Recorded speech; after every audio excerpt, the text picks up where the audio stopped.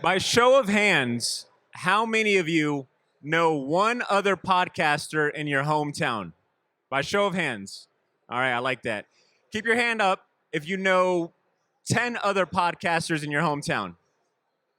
Okay, all right. Keep your hand up if you know 100 other podcasters in your hometown. Not too many, but if you kept your hand up, come see us afterwards. We got something for you. We know about 400 podcasters, and that is no hyperbole. All right, no hyperbole. We believe community in podcasting is an underrated and untapped resource with unlimited potential. I guarantee there are podcasters, businesses, or podcast adjacent resources in your own backyard that you have no idea about that could be helping you elevate your podcast journey, or even vice versa. There could be someone waiting to meet you to elevate their podcast journey. We're here today. We're here all the way from the most humid place on planet Earth, Jacksonville, Florida, Duval, thank you, to talk about how we tapped into the power of community to build a self-sustaining and fast-growing podcast ecosystem in our city called the Jacksonville Podcasters United group that has over 400 audio creators involved. For starters, we're the co-founders. My name is Badr Milligan. I've been podcasting for about 11 years. I've hosted and produced over 600 episodes. I've covered topics that range from comic books and pop culture, which is my personal favorite thing to talk about, to music and maritime. Podcasting has given me the opportunity to interview some of the biggest names, writers and artists in comic books. It's given me the opportunity to travel up and down the East Coast to attend conventions. And most importantly, podcasting introduced me to my tribe. It got me in touch with my people, all right? It got me in touch with other people that love this medium as much as I do, just like the real beauty and brains of this operation, Blythe Brumleve. Hi, my name is Blythe. I have hosted more than 500 episodes in and around the sports and entertainment world. Started out with sports and entertainment and then moved into logistics and supply chain and transportation. I know it's quite the transition, but one industry is a lot more fun than the other, and surprisingly, it's a lot more fun than the other. But the reason we give you guys this background into us is because we help build that community. We help build that in the trenches knowledge for our fellow podcasters, more than 400 of them. And we did this through education, and we did it through building community over competition. Badr, how did we do it? Let's go ahead and take it to the beginning, all right? So I'm not going to bore you with reading this timeline. We're not in a history class, but you can go and read that. I want to share my favorite story of this community. And as cliche as it sounds, it was the first meetup that we hosted in April 2018. In 2018, at this point, me and Blythe collectively had been podcasting for about 5-6 years each. And the only podcasters that we knew by a first name basis was each other. But in 2018, we started to hear rumblings of other podcasters. We would meet people. Hey, my cousin has a podcast. Oh, you got to meet my friend. He just started a podcast. And at that time, me and Blythe had attended a bunch of networking events. We kind of, we knew what we liked about networking events, and we figured how hard could it be. So we put the word out. We said, let's go ahead and see who shows up if we do a podcaster meetup. So we put it on Facebook. We asked friends to go ahead and help us amplify that message. And lo and behold, on the day of the event, in true Jacksonville fashion, there was a big accident on like this bridge. Traffic was backed up. It was so bad that even newscasters were like, hey, if you're going to the JPU meetup, don't even go. Don't even get on the highway. It was like really disheartening, and the only thing I could think of, is like, aside from, is anyone going to show up, is what am I going to do with 50 boxes of pizza? I have no means of getting rid of this many pizza. But in like true buzzer beater fashion, it was like a movie moment. 50 plus people showed up to this event that we had never met. 50 plus people, 50 podcasters at that. All of them ready to talk about podcasting, ready to share their pain points, talk about the industry, and most importantly, they were hungry for free pizza. So it was like a win-win for everyone involved. Fast forward 5 years and 18 very successful and highly attended events. We've had more than 400 face-to-face interactions with podcasters from all walks of life. And I want to say, and I think I'm speaking for the both of us, but I think among all the accolades that we could share from our individual podcasting journey, all the success we've had from our own podcasting, I think the biggest reward for us throughout all of this has been being community leaders for these podcasters, for our fellow podcasters. You know, we've helped members foster connections. We've helped them get opportunities with people in the businesses in Jacksonville and other people involved in JPU. And all it took was that first step to put the call out. We all know that famous phrase, you build it and they will come. And I want to say the JPU is a poster child of that saying. But why though? Why go the networking route when, technology, lets us record, attend events from home and virtual? Why? Blythe? It's really about the ethos and the purpose of what the JPU represents. And we all know that podcasting can be very lonely. There's over 61% of podcasters say finding community is a challenge.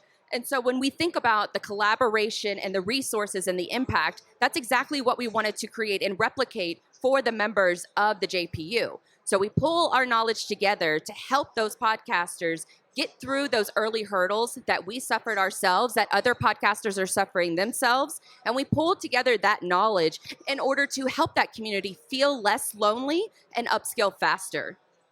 And sometimes some of those meetups are a blessing in disguise. I'll tell you a story about a woman who was working in the B2B podcasting world.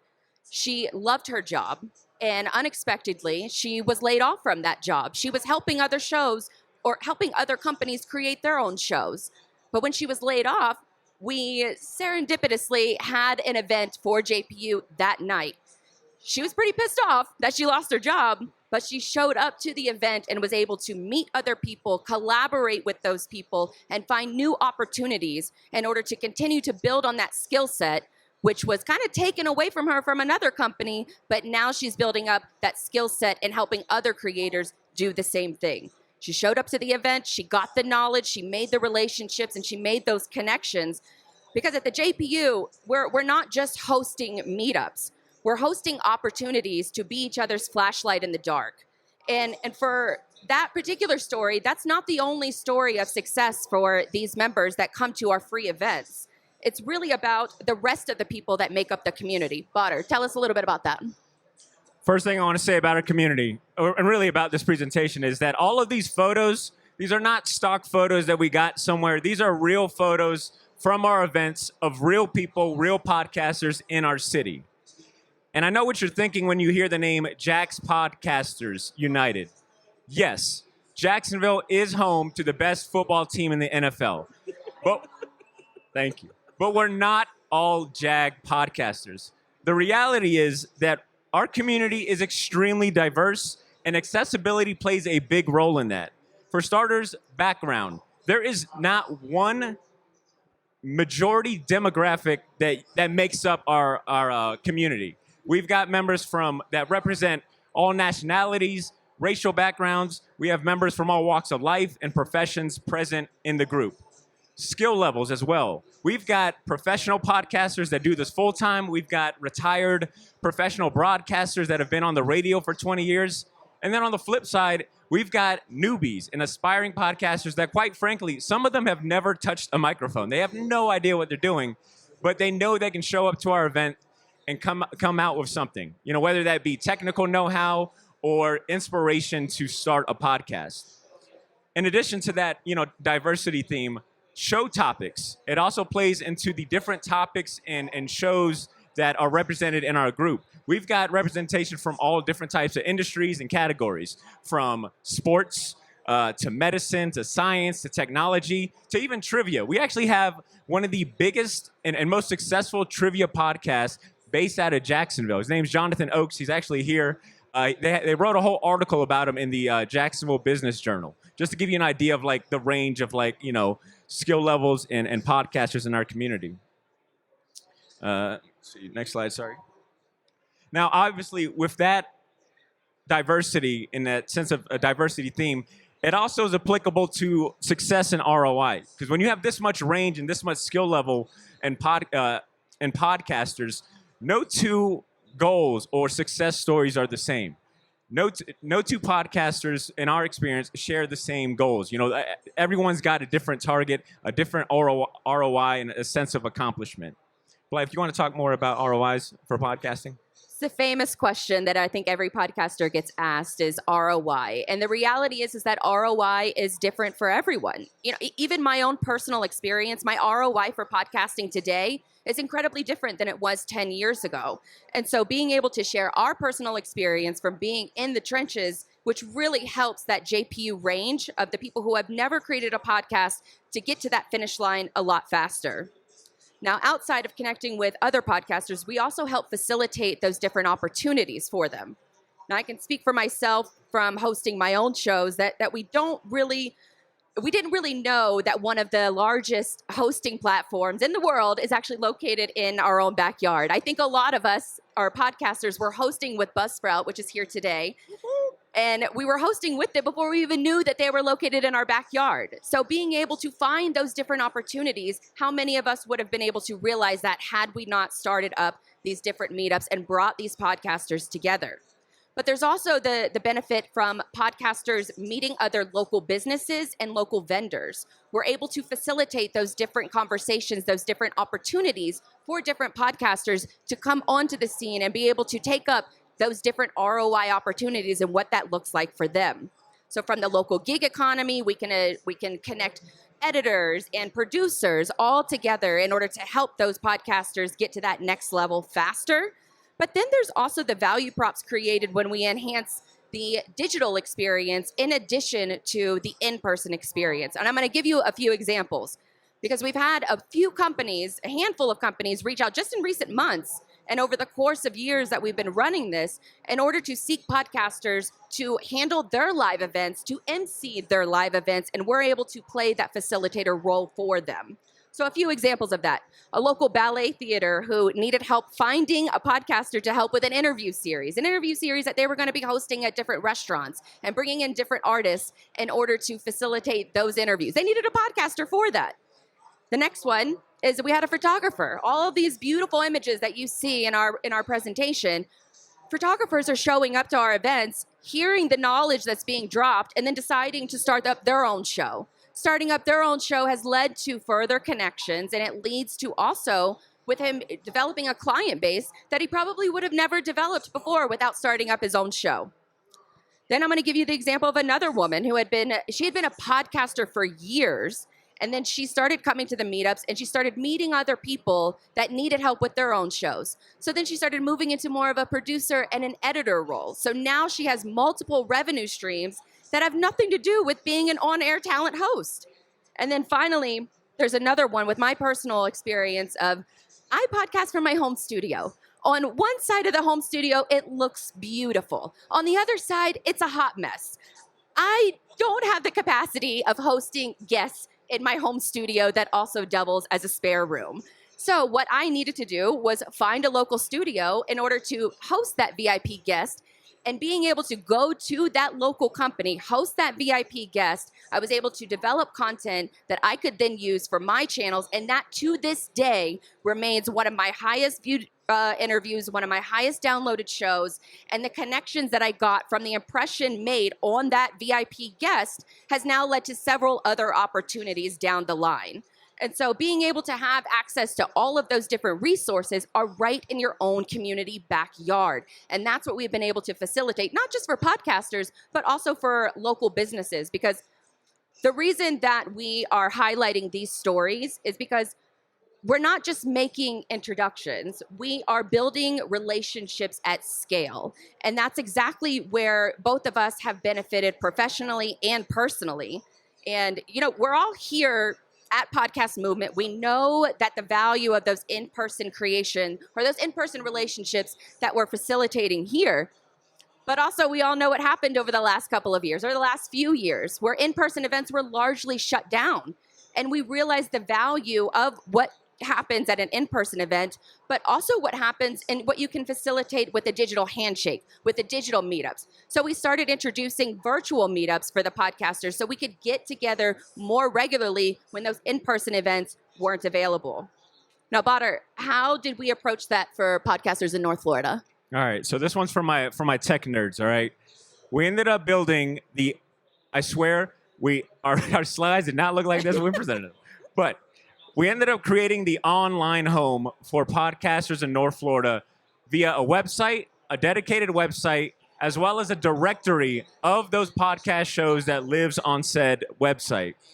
I always said that we kind of tiptoe, we tiptoe a very fine line of being a podcast, traditional, hyper-focused niche podcast network, as well as a networking event series.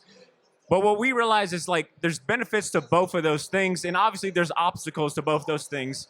And our goal was always to pass along the benefits and the perks to our members, never the cost. We never wanted them to feel the cost or feel pressured to give us oversight or control over their shows. We wanted to pass along all the perks that come along with being a part of the group, having a directory and a website.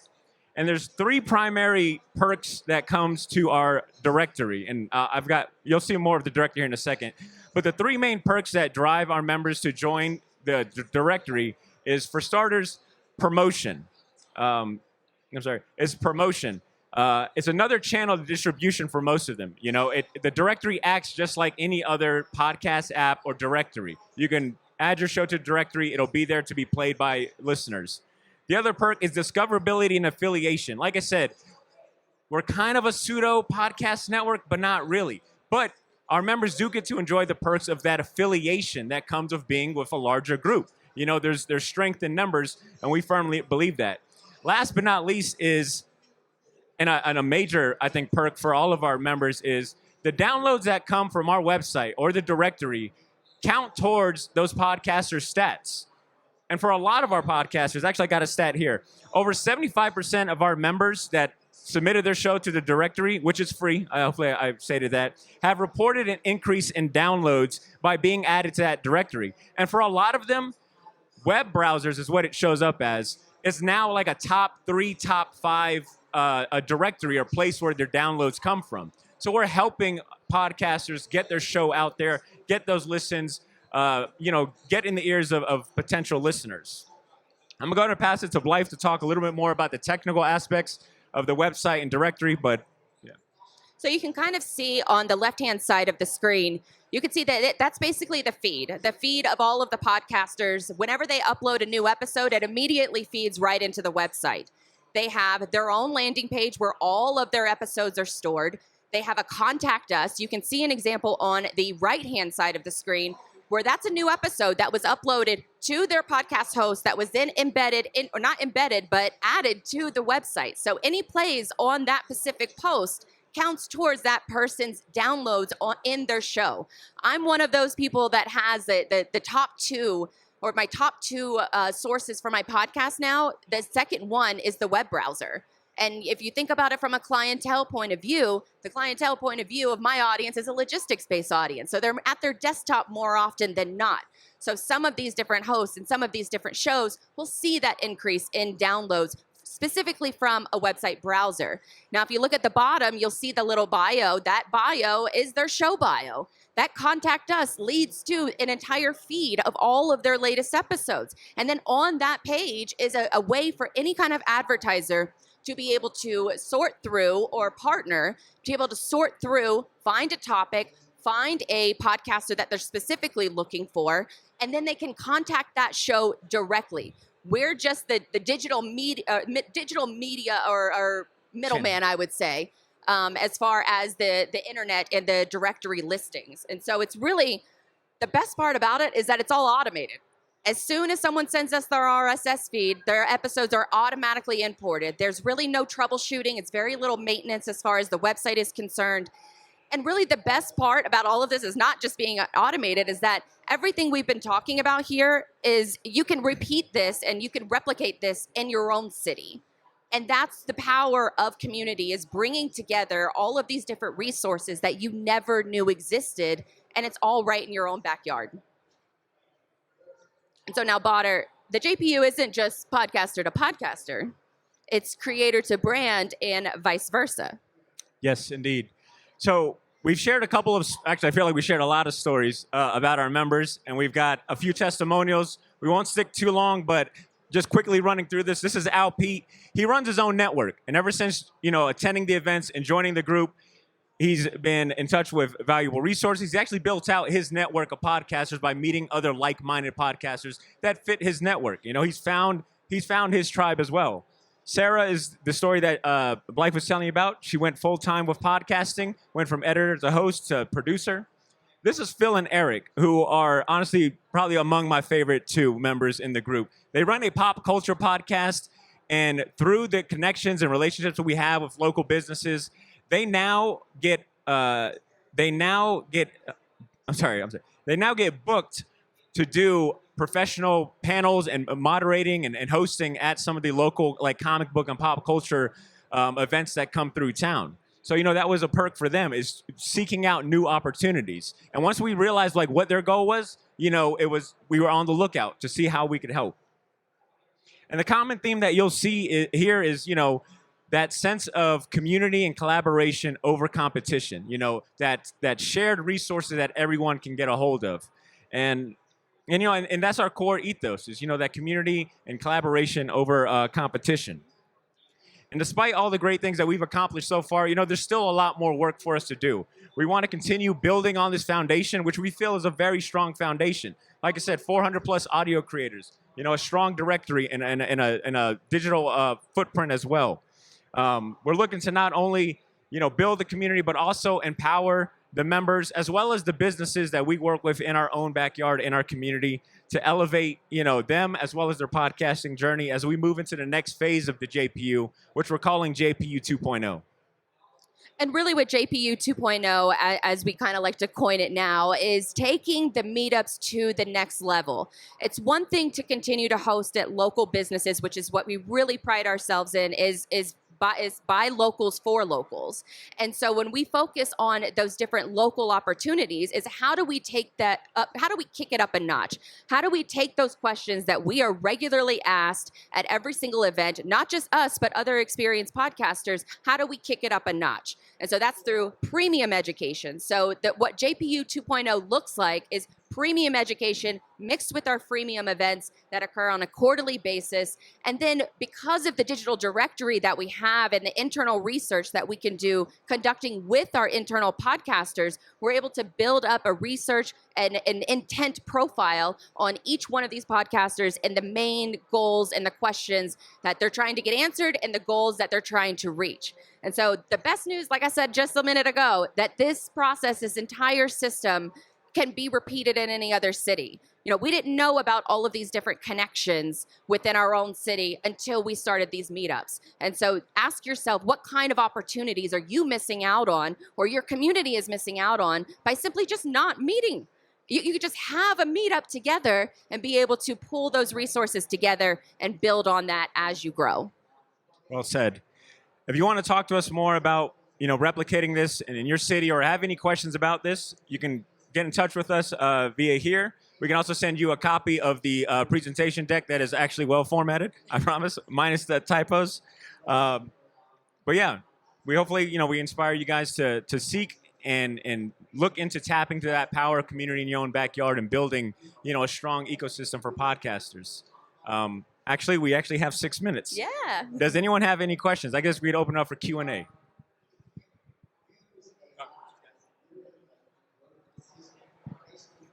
For the first event, you said you got friends and family to amplify the message, and then 50 people showed up. What specifically did you do to get that message out to friends and family? Or getting 50 people to one event seems like really intense. What exactly did you do to make that happen? I think having the novelty of it being the first one of its kind in the city played a big role in helping us get that. It was also during a time when I think podcasting was just starting to become a lot more accessible to people. I think more people, everyone was really getting into it. So I feel like we provided the answer of is there anyone else out there? So, but to directly answer your question, it was, building that event page and asking our friends and our listeners to, hey, if you know a podcaster in your backyard or someone interested in this, spread the word. So it really was relying on community. I mentioned in the beginning, this is a self-sustaining community. So, whatever we put back out comes back in. And I think that was That's exactly how we did it. And more strategically, it was Eventbrite, because that helps with additional distribution that your network does not know. It's free. And then we have a few friends that are in the local Jacksonville area that have very high profile accounts. They have thousands and thousands of followers, kind of begging them to share that first event information to their audience really helped put gasoline on the fire. So kind of ask yourself, who are those influencers already in my community? Because they're looking for content. They're looking for things to share with their community. So be that source for them. You got any other questions? Any other ones? Going once? Going twice? Wait, Starbucks gift card. Oh, We were told I to should have brag you mentioned we guys do for got the Starbucks Starbucks gift cards to give out. So I'll ask again. Does anyone have any questions? Going once? Twice? Up? There we go. I wasn't sure, but my name is Beth Darling. I'm a former divorce lawyer who flipped, and I'm a love, sex, and relationship coach. I'm looking to be on other people's podcasts, and I'm wondering if you have any way for those of us who aren't in Jacksonville, perhaps to add value to your group by inviting people on our shows and getting on yours in return. I love that you asked this question, because one of the communities that was started in Jacksonville is a company called Podmatch. They're here today. They're actually speaking at the same time as us. So it's kind of like a Jacksonville conspiracy, I think, against us by Podcast Movement. But he owns a company called Podmatch. And that helps solve that exact problem. So we can help facilitate that introduction for you in order to help, secure those interviews, because that's one of the things that we've been asked a lot is how can more podcasters collaborate together? There's also a contact us page on the website too that, you can send an inquiry that way too. And we'll get it out to everyone in our community. All right. Any other questions? Ooh. All right, so you answered the first question, which is somebody wants to start their community in their own backyard. First thing you did is you put something on Eventbrite, you talk to people around. Now, where the heck do they host it if they have like zero Dolores? Well, I mean, you just contact the restaurants and you tell them, hey, I think I'm going to have anywhere from like 50 to 100 people. And the restaurant will typically say, yes, please come. We'll give you a discount on drinks. We'll give you a discount on food. You can also be lucky enough to be in a city where you're, one of the top podcast hosting companies in the world is in the same location, and they're gracious enough to host you as well. So looking for those different educational spots along with restaurants. We found a really good balance with having the networking opportunities at different restaurants and bars, but then also pairing it with educational topics that are more like a classroom setting. Sometimes I email these restaurant owners like, do you like money? Because I can bring you a lot of that. You'd be surprised by how many... we've never really run into any issues of restaurants or companies wanting to host us. If anything, restaurants, bars, etc., are looking for things to like offer, like whether it be trivia or whatnot, like they're looking to bring people. And I can't tell you how many times we've got, after an event has been done, the owner of said establishment has come up, whatever you need, you let me know. Like we come in, we bring business, we treat their establishment with respect. And I think they see that community and they want to foster it and they want to be involved in the next steps. Sorry, I just have a technical question. Ooh, Your email, is it really jaxpodcastersunited.com or is it unite.com? United. Okay, because the website is without the D, correct? There's both. There's a redirect on it. So I have both domains. Okay, thank you. I just saw that and I was like, wait a second, before I started sending it to the abyss. But the email is United, but you can reach the website by either one of them. I think that brings us to the end of our time, but we would not be podcasters worth our spit if we didn't ask you to leave a rating and review of this presentation and session on the Swap Card app. All right. Hopefully this brought some value to you guys. And regardless, we appreciate all of you for joining and hanging out with us. Thank you. Thank you.